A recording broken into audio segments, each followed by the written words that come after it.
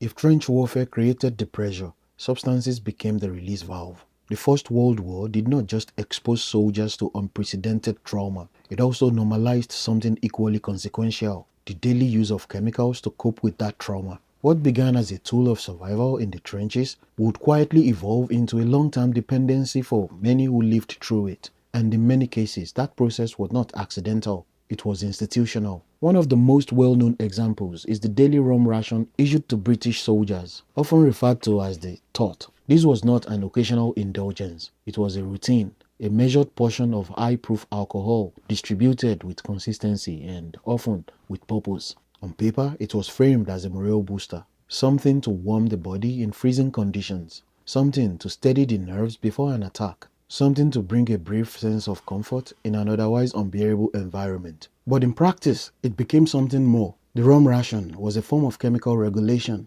It dulled fear, it softened anticipation, it made the waiting more tolerable. It helped men step over the threshold of terror when the whistle blew and they were ordered to charge into open fire. In a world where psychological endurance was being pushed to its absolute limit, alcohol functioned as a tool to keep men operational. This was not about pleasure, it was about functionality. A sober man in a trench, after weeks of bombardment, sleep deprivation and constant threat, might freeze, panic, or break down. A man with alcohol in his system might still be afraid, but he could move, he could follow orders, he could act. And that made all the difference to military command. The problem is that the body adapts.